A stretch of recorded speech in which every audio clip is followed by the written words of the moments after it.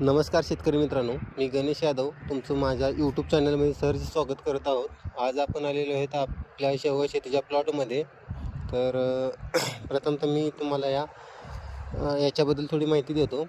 ही जी शेवग्याची व्हरायटी आहे ती ओडिशीची आहे व याची लागण करताना आपण 2 ओळीतील अंतर 14 फूट व 2 रोपातील अंतर 6 फूट अशा पद्धतीने ठेवलेलं आहे व याची लागण करताना आपण 2 बिया टोकन पद्धतीने केलेले आहे, जेणेकरून की यात नर मादीचा प्रकार व तुटाळचा जो प्रॉब्लेम येतो पावसाळ्यामध्ये जास्त तुटाळ होतं तो होऊ नये म्हणून आपण 2 बिया टोकन पद्धतीने केलेले आहेत. ते पाहू शकता आपण या ठिकाणी 2 झाडं व्यवस्थितरित्या ग्रो झालेले आहेत.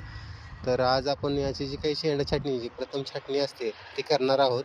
तर ती कशा पद्धतीने करायची ते मी तुम्हाला दाखवतो. तर यात पाहू शकता आपण हा शेंडा आहे. हा जो शेंडा आहे तो कट करायचा आहे. हा अशा पद्धतीने कट करायचा, याला ना सहज जरी काढला तरी निघून जातो.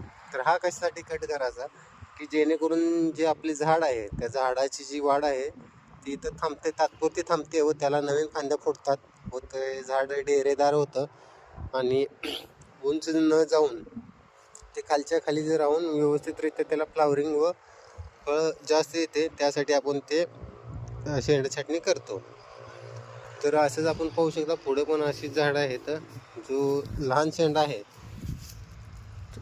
तो अशा पद्धतीने कट करून घ्यायचा आहे. तर आता हा शेंडा छाटणी करायची कधी, तर आपण ही शेंडा छाटणी करताना जे झाड आहे ते आपल्या 2.5 ते 3 फूट म्हणजे साधारणतः आपल्या कमरेला लागेल इथपर्यंत आल्यानंतर त्याची छाटणी करून घ्यायची. म्हणजे काय होईल, झाड व्यवस्थितरित्या वाढलेलं असतं व त्याला दुसरा काही प्रॉब्लेम येत नाही, जेणेकरून ते झाड ते त्या हाईटपर्यंत ते स्टेबल झालेलं असतं. म्हणून याची आपण शेंडा छाटणी करून घ्यायची.